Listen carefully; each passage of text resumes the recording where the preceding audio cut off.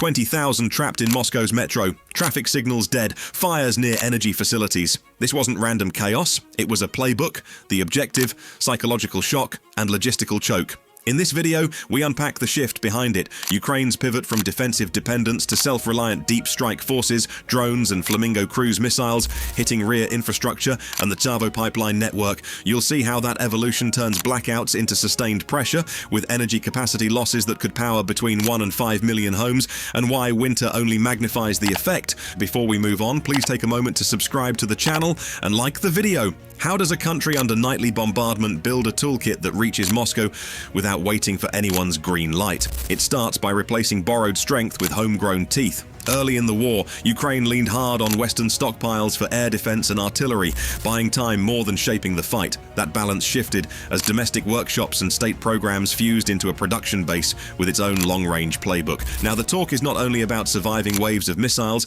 but sending them back across borders, across regions, and across assumptions about who controls the deep rear.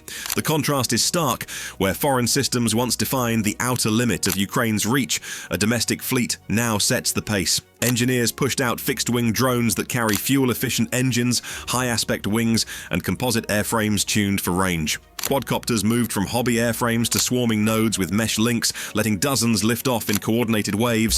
Software teams wrote autonomy that doesn't blink when GPS jams, using inertial packages, visual odometry, and terrain matching to hold a course. Terrain masking turned from a tactic into a design constraint. Aircraft that skim tree lines, climb over ridges, and dive into corridors the radar net leaves thin. Modularity became the quiet multiplier. Warheads bolt on in configurations for substation bus bars, transformer oil tanks, or reinforced roof structures. No sections swap between fragmentation and shaped charges. Even batteries and propulsion pods pop in and out, letting units choose between endurance and sprint speed based on the route. This isn't a boutique build, it's a kit logic that scales, so brigades and special units can tailor a flight for the target, not the other way around. Then came the named systems. Flamingo stepped forward as a domestically developed cruise missile with a low-altitude profile that rides terrain folds rather than fighting radar head-on. Guidance matured from simple waypoints to blended navigation that fuses map matching and radio silence, arriving with the kind of accuracy that makes substation yards and pumping halls fair game. Its envelope pushes hundreds of miles, opening multiple theaters at once. Alongside it, Neptune broke free of its birth role. Originally a ship hunter, it found a land attack path with a reworked seeker and a flight plan that threads air defenses to hit fixed infrastructure. When that missile found an energy plant on Halloween night, the blast lit up feeds and confirmed a shift. The same industrial base that once focused on keeping ports safe could now reach deep into a state's arteries. Saturation sealed the concept. Claims that 700 to 800 drones launched within a single operational window point to a doctrine of volume, not just precision. Radar crews can track a few clean targets. They struggle when the returns multiply and the signatures blur. Short-range systems run out of tubes and attention before the wave runs out of airframes. That's the point. You don't need every drone to land, you need enough to slip past the last belt. Skeptics asked how anything gets through with sanctions, choking components, and Russian defenses stacked around core cities. The answer grew from distributed manufacturing and a black market savvy that substitutes parts, rewrites firmware, and burns new boards when suppliers go dark. Air superiority never came, so autonomy filled some of that gap. Instead of escorting manned aircraft, Ukraine programmed routes that treat SAM zones like rivers, crossed at narrow points, not challenged head-on. If the spear is domestically sourced, the aim is deliberate. The most fragile parts of a war machine rarely wear camouflage. They hum, pump, and glow. That's the logistics center of gravity, energy nodes that feed aircraft fuel, power rail yards, and keep turbines spinning.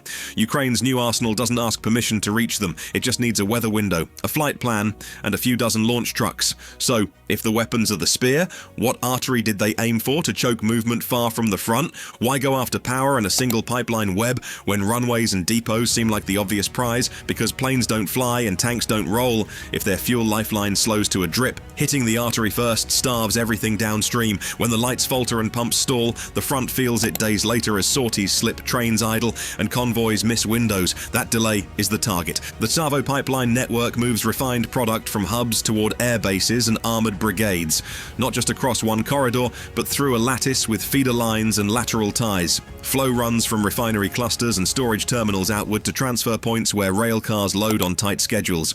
Road tankers queue at spurs built near highway interchanges. turning steady pressure into timed drops far from the source. The key isn't a single pipe, it's pumping stations that keep pressure up, switch yards that balance flow, and meters that confirm batches hit the right nodes. Shut one down, and operators reroute, hit 3 in sequence, and the pressure curve dips below what jet hydrant systems need, and that quiet drop shows up as a scrubbed flight line. Skeptics point to redundancy. Russia's grid spreads like a mesh, and refineries can buffer inventory. But redundancy has thresholds. Power stations feed the pumps that maintain pipeline head. Substations run signaling on rail lines that stage heavy fuel trains. If a strike knocks out a 110 kilovolt yard feeding a pump farm, the pipeline doesn't burst, it limps. Recovery crews can roll generators, but temporary fixes don't sustain multi-day pressure at required volumes. So the question isn't, does Moscow go dark forever? It's, how many hours of reduced flow before an air wing cuts its plan in half? Energy disruption translates into operations disruption step by step. A refinery outage pauses hydrotreaters, then the blending pool drops octane availability, then product specs go out of tolerance, pumps go offline, and stored diesel meets demand faster than it refills. Pressure drops travel downline, automatic valves shut to protect sections, and dispatchers throttle batches. The drip becomes a backlog at rail terminals. Sorties see fuel ladders tighten, aerial refueling plans compress, and maintenance windows close without the fuel top-off to release jets back to the line. Armor brigades see resupply cycles stretch, which changes march speeds and timing for river crossings and breach support. The Moscow outage showed the civilian face of that math. Traffic signals blinked out, trains stalled between stations, and stations overflowed with stranded riders waiting on restored feeds. Each stalled bus and frozen switch adds minutes to every delivery and crew rotation. Those minutes compound when commanders already budget tight movement windows for air defense coverage and night routes.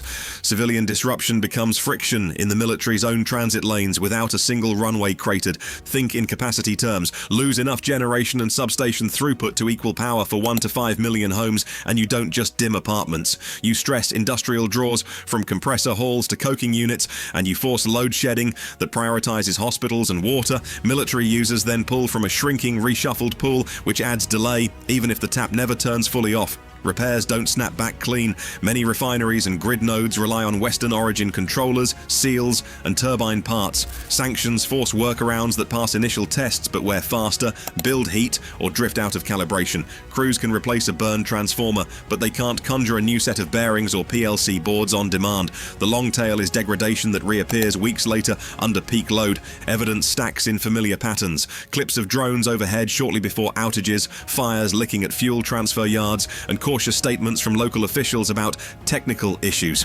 OSINT groups cross-check heat signatures, satellite imagery of damaged roofs, and later maintenance notices to map which nodes blinked and when. The blackout isn't just darkness, it's leverage. Rear areas can no longer assume safety, while Ukraine builds at home and reaches farther with each cycle. Watch the next evolution, mass production timelines for Flamingo, and the steady upgrade path for drones that hold guidance longer, fly lower, and hit harder. Track winter targeting patterns. Substations near pump farms, grid choke points feeding rail, and nodes that strain under peak load.